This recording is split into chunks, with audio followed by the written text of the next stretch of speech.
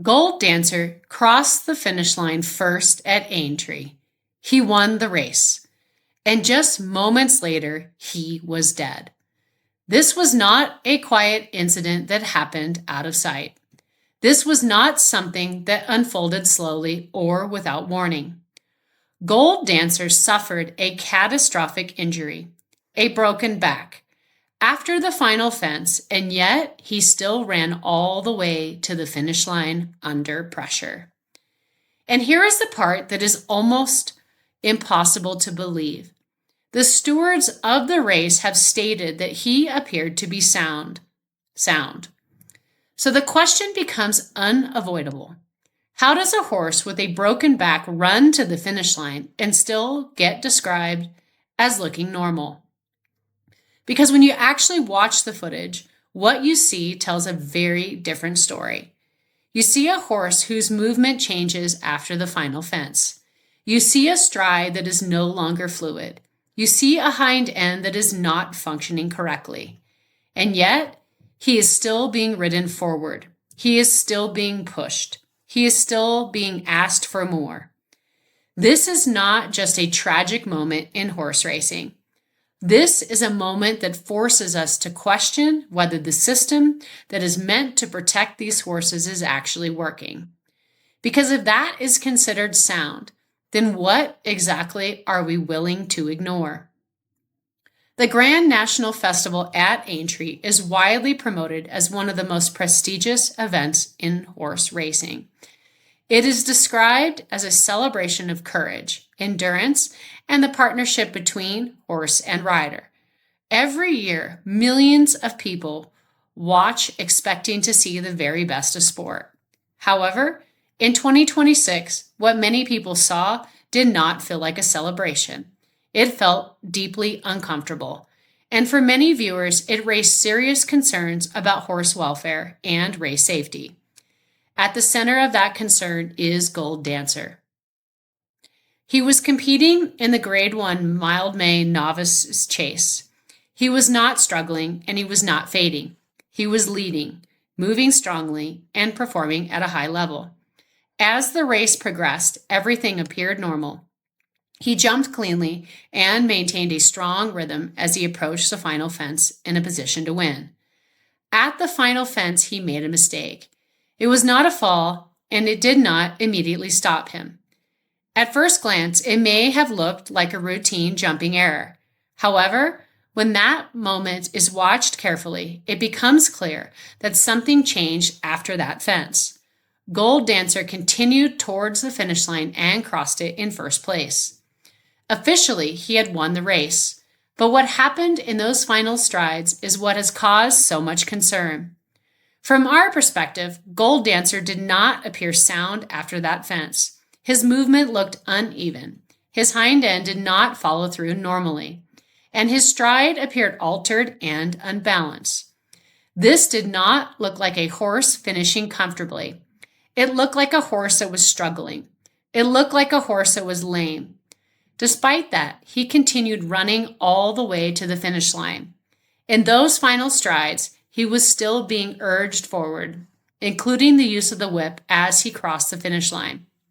That detail is critical because when a horse appears to be moving abnormally, the priority should be protection, not pressure.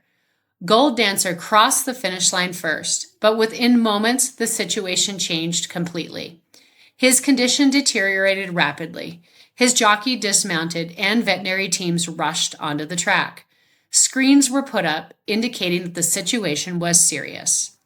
Shortly afterward, it was confirmed that Gold Dancer had suffered a catastrophic injury. He had broken his back, and he was euthanized. A horse won a race at Aintree and died moments later. This is where the situation becomes extremely difficult to accept. The stewards have stated that Gold Dancer appeared to be sound during the race and that nothing appeared abnormal in real time. That statement is astonishing. Because when you watch the footage, it is very difficult to understand how anyone could reach that conclusion. From our perspective, he did not look sound. His movement had clearly changed after the final fence. His stride was uneven, his hind end was not functioning correctly, and his rhythm had broken down. Those are not subtle details. Those are warning signs. To hear that the horse was considered sound in that movement raises serious concerns about what standard is being used. Because if that is considered sound, then what exactly qualifies as unsound? This is not a minor disagreement.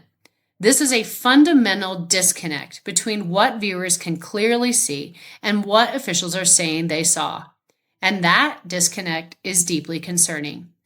Because in horse racing, decisions are made in real time, and those decisions determine whether a horse continues or is protected.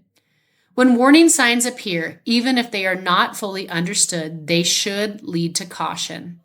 In this case, they did not. Gold Dancer continued running. He was urged forward to the finish line. He crossed first, and then he died. This is not just about one horse. During the same Grand National Festival, another horse, Get On George, also suffered a fatal injury. When multiple horses die at a single event, it becomes increasingly difficult to treat those incidences as isolated. Instead, they reflect a broader issue within the sport. The statistics surrounding horse deaths at Aintree are deeply concerning. Since the year 2000, approximately 69 horses have died at the Grand National Festival. Across the history of the Grand National itself, nearly 90 horses have died. The race remains significantly more dangerous than standard jump racing. These are not rare events. They are part of an ongoing pattern.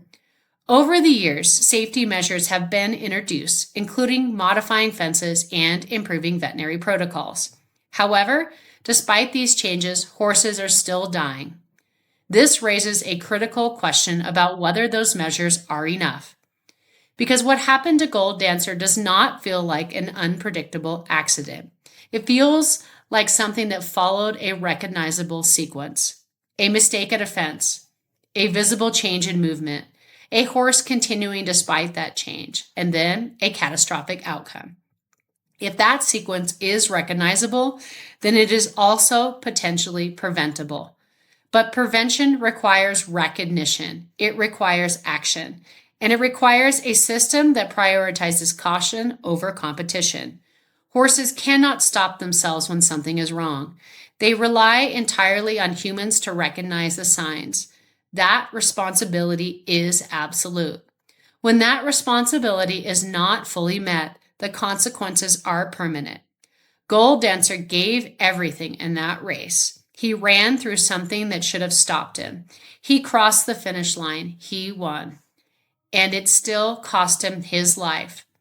That is not just tragic. It is deeply troubling.